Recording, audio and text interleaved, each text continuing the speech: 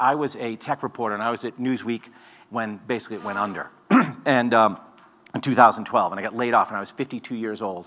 And I looked around, and it wasn't just that my company was going out of business, my business was going out of business. And I always wanted to work at a tech company. I always had this idea of working at a startup. They always seemed to be having so much more fun than we were, you know, the journalists. You know, you'd go visit these guys, and it looked like they're having a blast, right? Because they're all growing, the companies are making money, they're hiring rather than laying off. I had spent the last 10, 20 years in companies where you're always waiting for the next layoff. So I went to work at a place called HubSpot, which makes marketing software. And it was like, had every startup cliche. They're in Boston, so I didn't have to move. They had every startup cliche you can imagine. So we had the dogs in the office, we had nap rooms, we had beanbag chairs, which at age 52, you should not have conference rooms with beanbag chairs, because you can get into the beanbag chair, but you can't get back out. Like, there's no graceful way to get out of a beanbag chair, you know? So you'd see all these people kind of crawling around on all fours after a meeting, which I thought was very undignified. The average age was 26, literally half my age, right? And almost everybody was right out of college. They had these like bros who would they had a push-up club in the lobby at lunchtime, like doing their bro thing, like, do you even lift? And and I like to say, I very quickly realized it was like a blend, it was like a mix of a frat house, a Montessori kindergarten, and a Scientology compound, right? It was like all three things in once, right? And thank you. So, equal parts of each. They had a culture code. They loved culture. They wanted to talk about culture. We're going to make culture overt and explicit, and we're going to create a company that we love, right? And the culture code basically just defined what does it mean to be HubSpotty? How do you belong to the cult, right? Like, how do you fit in? And they had a couple acronyms, HEART and VORP. VORP was value over replacement player, which is comes from baseball, pro baseball. Like, why are we paying you more than what we could pay the average person to do your job, which is a cruel metric. And the other one, in my case, I thought they should have a negative VORP, because they were paying me a pretty good salary, and I did almost nothing, right? So, and HEART was, you had to be humble, effective, adaptable, remarkable, and transparent, right? And at one point, I had to have a review with my boss, who was a guy not in the 40s, say, but two grown men, and we had to sit in this little tiny room, and he had to give me a HEART score, and I got a 2. And I kind of thought, like, how has it happened that two grown men are sitting in a room having a discussion about such obvious, risible bullshit, right? Like this, you know, like, HEART, what's your HEART score? Like, but it sounded all scientific. Here's your number. We're a data-driven organization. Your HEART is a 2. I'm like, why? It should be a 0, right? I have no HEART, right? They had training when you joined, and they would talk about your superpower. Like, what's your superpower? And they would talk about this literally, and I would burst out laughing. I was a journalist, right? Like, I mean, you know, journalists really don't like this stuff. So, what's your superpower? What is your superpower? And they had 2 weeks of training. We had to learn how to use the product, but it was really indoctrination, right? And they would tell these kids, do you know how lucky you are to be here? Thousands of people wanted the job that you got. But it's harder to get a job here than to get into Harvard, right? Which is totally not true. But anyway, and so they would feed them all this stuff, and then they would be like, okay, what's your superpower? And then we had to go around and tell something about ourselves that no one knew, that made us special and made us a snowflake, you know? And I'm like, I don't really, you know, have anything, you know? And like, one guy was, I play in a heavy metal band on weekends. Like, oh, cool, you know? I was like, well, I'm the only one in this room who's had a colonoscopy, right? And they take a hose. You kids, you won't believe this, but trust me, this is coming for you, right? They take a hose, but they give you pills. You don't remember it, you know, but you know they did it, right? You know? And they're just looking at me like, dude, what is wrong with you? Like nobody laughs, right? Like nobody laughs, right? That was my superpower. I endured the colonoscopy, right? I'm the only one here who takes Lipitor. I have high cholesterol, so, you know. And then the main way to succeed was just to be enthusiastic. You didn't have to do anything. You just had to be a team player, like a total team player. You had to be GSD, get shit done. And this is a real chalkboard. HubSpot equals cool. Like, somebody at work just stopped on their way to get coffee and just wrote HubSpot equals cool on a chalkboard. Like, I don't know why, right? They had a slogan, 1 + 1 = 3, right? Which you guys all did math. You know that's not true, right? But I mean, so 1 + 1 = 3. And then they would say things like, I like that idea, but I don't think it's 1 + 1 = 3 enough. You know, we're HubSpot. We have to do something a little better. I'm like, what? So, and they had cheers for peers. So constantly people would be cheering for each other, because the way to get attention or to move up in the organization was to show that you gave praise to other people. It took me a long time to figure this out. So we would get these praise-gasms, I call them. They were like emails with, someone would say like, oh my God, I just want to say that Ashley last week totally crushed it when she was running a blog all by herself, right? But it would be to everyone, right? Everyone in the whole department would get this email. And then the protocol was to reply to all. You had to reply to all saying, oh God, girl, you go, you know, like, woohoo, ask me for president. And if you didn't reply to all, like you looked like a curmudgeon, right? And then so your email would fill up with like 100 emails from people all saying the same shit to each other, right? And for a while I would ignore it. Then I thought like, I'm looking like a grumpy old guy. So I joined in and would be like, woohoo. And I'd put like 800 exclamation points, you know? And then someone figured out like, dude, you're being a dick, stop that, right? So so I'm thinking like, this place is nuts, right? This place is really crazy. And then one day, the founder there published an article on LinkedIn. He had a new management breakthrough, which is that he really wants to always be solving for the customer. And so he would bring a teddy bear to all of his management meetings, and they would have to talk to the teddy bear as if it were a customer. That was a way to remind you to always solve for the customer, right? So I'm like, okay, this is officially nuts, right? Like I spent all these years writing about Apple from the outside, envisioning it as this cult compound, and now I'm living in a real cult compound, right? This is even crazier than I ever imagined Apple, even as a fiction writer, right? So I sat desk to desk with this guy who was like my boss, who was like 12, and I was like, dude, that thing with the teddy bear, that's crazy, right? And he's like, well, no. And I'm like, look, no one else is around. You can tell me, like, we know it's nuts, right? And he's like, no, I think it's, you know, it's kind of eccentric, but it's good. I was like, oh my God, right? So like no one will laugh at the teddy bear. That was even worse to me than the teddy bear, was the fact that no one would laugh at it, right? So I called a friend of mine who had left journalism and become a marketing guy, but had done it successfully, unlike me. And I said to him, I told him about the teddy bear, I showed him the article, I was like, is this normal? Like, man, is this what it's like in the corporate world? I didn't know, you know? And he's like, no, dude, this is Jonestown. Like, get out now. Like, run now. Like, you're sort of one step from having to drink Kool-Aid. Like, literally, they're gonna go around, you're gonna do the mass suicide, the white robes, the whole thing, right? So, and this is what, meanwhile, everybody else, look, this is a real picture. And this is how they were every day. It was like being in La La Land. It was like people, like living in a musical. Everybody was really, really happy, right? And I was not, and which makes you miserable. It's crazy making, because you're like, maybe something's wrong with me. Because they are all really, really happy. Maybe the world has changed, and now people bring teddy bears to work, and that's cool, and that's normal, right? But as time went on, I realized, I'm going the wrong way. In fact, it wasn't, people weren't happy. When they did studies and they did surveys, they did relentless happiness surveys. They had very high turnover and very low morale. And that puzzled me too, but then I realized there were two cultures. There was a surface culture, which is all that crap. Then there was a real culture, right? And the real culture was that they had this huge sales boiler room, this telemarketing boiler room, where they put me in for a while to punish me for asking for a new job. And it was like really, really loud. And I had to listen to this guy named Noisy Pete all day long, get on the phone and say the same script over and over. Hey, Bob, how's it going down in Orlando? How's the weather down there? Yeah, great. Hey, what's your marketing plan for this year? And they click, hang up. Start again, right? Smile and dial all day. So these kids would get paid very little money, stuck in a room, given a really hard number to hit that they couldn't hit. They would get burned out, and then they'd get churned out. And in the rest of the company, it was the same way, only it was even less rational, because you could get fired for no reason at all. In this, they'd have a little group of people, and one would be made the boss, and she would just fire all the people she didn't like, right? Because they had these untrained managers, these undertrained managers. Nobody got any training at all. So it was just like Lord of the Flies, right? You just take a bunch of kids and put them in a room and let them be crazy with each other, right? One of my favorite stories was, when they fired you, they called it graduation. This is great. This is the great thing. And we get these cheery emails saying, hey, everybody, just want you to know that Derek has graduated. We can't wait to see where he's going with his next big superpower rock star adventure. It's like, dude, you fired that guy, right? And you'd look over and be like, wait a minute, Derek's gone? Like, and then you look and his desk is empty. Everything's, it was like Spinal Tap drummers. Just poof, they go up in a pile of snow, right? Like people, and it would happen all the time. People would get fired all the time. It was like living in Argentina in the 1970s. Just boom, they just disappear, right?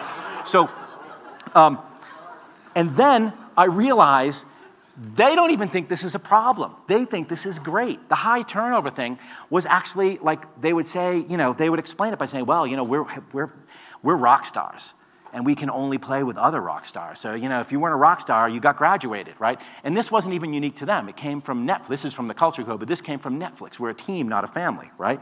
This idea that, you know, we need to have A players in every position, but it's telemarketing, right? It's customer support. It's not, you know, anyway, it's more like, it's just a way to use a vendetta on people, right? The other thing I started looking around and realizing is they had this huge emphasis on culture fit, which I think has become this terrible euphemism, this really bad euphemism, which really means racism and lack of diversity. And it's a way of sort of turning a negative into a positive. So look around, there's no one over 30, like hardly, except for me and one other guy who wanted to become my friend, and we used to go for lunch together, and they had to break up because people would see us paired up, like the two old guys, right? We had to have a man breakup. So, but there were no people of color, like no black people. We went the first time we had a whole company meeting. I looked, it was 700 people in a room, and it's like all just white kids in their 20s, and like not even a very diverse group of white people. Like Klan rallies have a wider swath of the Caucasian population than we had. We had like one kind of white person. It looked like the kids you see on Cape Cod in the summer. Like Cape Cod just barfed up the whole population, launched them into Cambridge, and they all landed in one building, right? So I started realizing there were really serious problems about this. Like the industry in a way had gone wrong in ways I didn't understand. Reid Hoffman at LinkedIn actually brags about this. So don't think of your job as a career. You're not coming here to work for a long time. You're not going to do what Linus Torvalds does and write an OS for 25 years. No, you're going to work here for a year and a half, and then we're going to graduate you, and you're going to go do something else, right? At Amazon, so I left to write this book, and they hacked my computers and tried to find out what I was writing, and then the FBI got involved. There's a great, great other story that's in the end of the book. But Amazon, you walk out of a conference and grown people are sitting there crying at their desks, right? And I start thinking, like, I've stumbled into a much bigger story than I realized. And people start writing me. People read my book and start writing me, telling me these horror stories of things like what I experienced at HubSpot wasn't really all that unusual. In fact, it's becoming the norm, right? Jeffrey Pfeffer, who's a professor at Stanford, wrote an essay when my book came out, Why Modern Work Culture Makes People So Miserable, right? Saying it's a return to the work arrangements of 140 years ago, not a new managerial innovation. It's worth, if you're in the gig economy, God forbid you lose your job and now you have to become an Uber driver because they won't even pay you as an employee, right? They may force you to be a contractor. And VCs won't invest in your company if it's a gig economy company if you want to make your employees actual employees, right? Which kind of kills me because Uber has apparently $10 billion in cash sitting in the bank that VCs have given it, but they won't pay their drivers as employees. They won't give them benefits, right? When the drivers sued, Uber spent $100 million to settle the suit to make it go away, which tells you how badly they don't want to make people employees, right? Amazon has people living in tents in Scotland because they can't afford to live near where they work, and Jeff Bezos charges them £10 a day, £10 a day to ride a bus. Jeff Bezos is worth $70 billion, but he makes his employees pay £10 a day to ride a bus to work, so instead they sleep in tents, right? So what's happened is we've created this class of people called the precariat, right, who either get in a job but then bounce every 18 months or can't get a job at all, right? Antidepressant usage is up 400%, suicide rates highest in 30 years, right? So we're making work fun, like on the surface at HubSpot. It was fun, right? We're giving people this, right? But it's making people miserable, right? Which is this weird kind of conundrum, right? And I think the reason is we're taking away all these basic things: save for retirement, work-life balance, a fair share of the equity. When HubSpot went public, they had a big party. A handful of people made hundreds of millions of dollars, and we all went to a party, and they gave each of us a little bottle of that Freshnet sparkling wine, the fake champagne. And then they had a girl checking off a checklist so that you didn't take two. Like you couldn't sneak back in and get your second bottle of fake champagne. Anyway, so then I asked myself, why has Silicon Valley changed? And I'm going to try to get through this quickly because I know I'm running out of time. VC, I think, is the problem, right? From 1995 to 2015, the venture capital industry, twice the number of funds, twice the number of firms, 4 times the number of active investors, and 4 times as much capital under management. If you go back prior to 95, I haven't been able to do this analysis yet, I think it's way, way more dramatic, right? But this is basically the beginning of the dot-com explosion, right? Netscape's IPO. VC, cumulative capital, $66 billion to $627 billion in 2015. Total VC investments, $8 billion to $60 billion. So you just have a huge amount of money rushing into this space, right, in search of a return. And the motto of this new economy is grow fast, lose money, go public, cash out, right? Right? So, all the focus is on customer acquisition, revenue acquisition, buying top-line growth, lose as much money as you want, right? I did an analysis recently for my Fortune column. 60 tech IPOs since 2011 that are still independent. A lot of them have gone public and got taken out or acquired, right? Only 10 have ever made a profit, right? If you look at how much money Twitter alone has lost, it's like $2.5 billion since it went public, right? Crazy. But meanwhile, every one of these has created centimillionaires and billionaires. So these people are foisting these really risky, money-losing companies into the public markets, skating away with their money, and then leaving, the day of reckoning will come, right? I think there's also something else that's happening. In the old days, if you look back at the early days of HP, when H and P were running HP, they saw themselves as having 4 constituencies: customers, community, employees, and investors. And investors came last, right? They wanted to have happy customers. They wanted to pay their taxes and be part of the community. They wanted to take care of their employees and make sure their employees had a good life and could feed their kids and put their kids through school and save for retirement. That's all gone away, and now there's only one constituency that matters, and that's investors. And we've somehow taken it for granted in the last 20 years that this is the new normal, that the people who matter most are the investors. When really all the investors are doing, the VCs, I spoke at a VC conference recently, this joke did not go over well. It's like, you guys have the best job in the world. You take money from one group of people. You don't take your money, you take their money, then you give it to these guys. You work them like dogs. By the time they succeed, you own all of their company, and you make all the money. Like, that sounds like a great racket, but that has become the racket, right? The other side effects of this are bro culture, income inequality, and worse, right? So bro culture, this was not HubSpot, but it looked like HubSpot. The CEO of HubSpot was like the world's oldest teenager. He was 47 years old, still loved to hang out with the kids and wear his like big funny hat on the Cinco de Mayo party. But you have bros who invest in bros who hire other bros, and they call it culture fit, right? They have this frat house culture. They have go for a beer as a basis of hiring. Like, I like to hire someone that I want to have a beer with after work, which is the stupidest reason to hire anyone ever, right? Like, thank you. But they will actually say this. At HubSpot, when I got hired, they said, I like to hire a guy I want to go. I was like, I don't drink, and I'm never going for a beer with you because you're an asshole, but I still want to work here, right? But no, but that is like the reason they give to hire people, right? And you have CEOs who have no experience, and they have no adult supervision. In the old days meaning like Google, even Google had to hire Eric Schmidt or the VCs wouldn't put the money in, right? Now the idea is, no, just let Evan Spiegel go at it with Snap, right? So you have that, and then you have bias on every vector: age, race, gender, right? HubSpot had, like I said, nobody my age, no one of color, and then there were a lot of women, but they only got this high. No women in any power. You look at the management page, I have a couple of funny slides that I didn't put in here. If you go through a list of every management team in tech, white guys, white guys, white guys, and it looks like they were all made in the same white guy lab, like they were all hatched from the same kind of egg. They don't even look like different kinds of white guys, right? Income inequality. This is, I think, another factor of skewing all the return to those investors and letting them skate away and not dispersing the money out throughout all the employees. For example, Uber, the taxi market is, let's say it's a $100 billion market globally. It's $100 billion, but it's spread among thousands and thousands or millions of little companies, right, and individuals. Uber replaces that, has a $60 billion market cap, and that $60 billion will be in the hands of maybe 100 people, right, when they finally go public. 8 men control as much wealth as half of the world. This number came out recently. A few years ago, it was a few hundred, which was already pretty appalling, right? But now it's down to 8. The other thing to notice, I think, since we're at an open source conference, is that 2 of these guys are made their money in the old world of closed source software, which was probably the greatest racket ever invented on planet Earth, right? But most of them are techies, even Bloomberg, if you count him, right? CEO to worker compensation ratio. This is a really interesting chart because you see it go, back in 65 it was 20x, and it crept up through the 70s, through the 80s, and then look where it peaks, 2000, the height of the dot-com mania.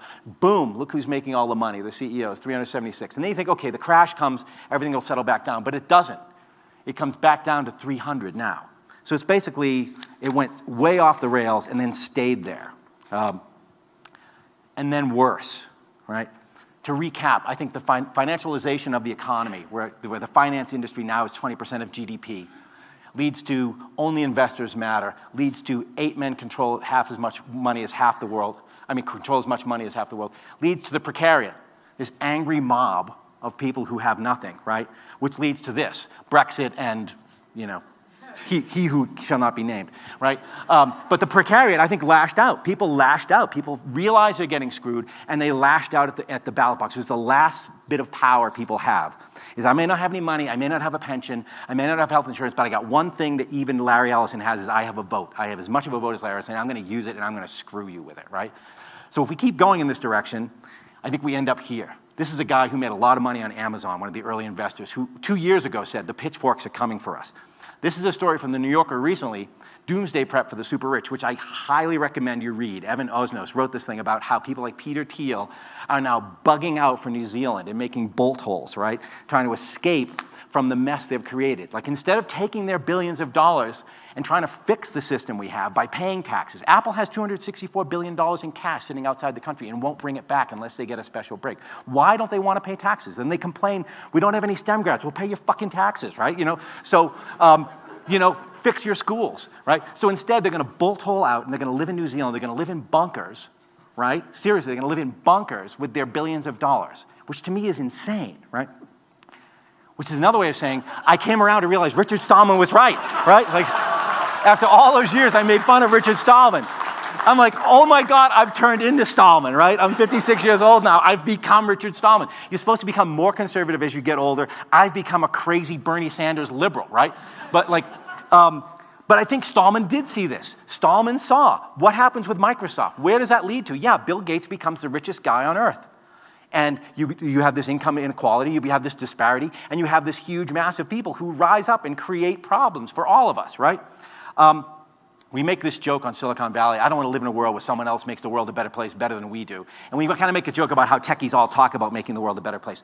My one last message to you is I actually think techies can make the world a better place, but it's not by making Snapchat, right? I think it's by creating a company that hires 10 people, right? And pays them really, really well, and so that they can have a good life and a good career and have a family and have kids and save for retirement. And if you make a company with 10 people and you make one with 10 people and I make one with 3 people, because I won't do as well as you, but and then you have 110, we can basically make this world a better. We can make the world we want to live in, right? We can build the world we want to live in. We can make the kind of companies we want to work for. That's what I saw at Canonical 10 years ago, and I still think it's true today. I'm sorry for rushing so fast, but thank you. And again, I'm very, very sorry for all my old Richard Stallman jokes, because it turns out he was right.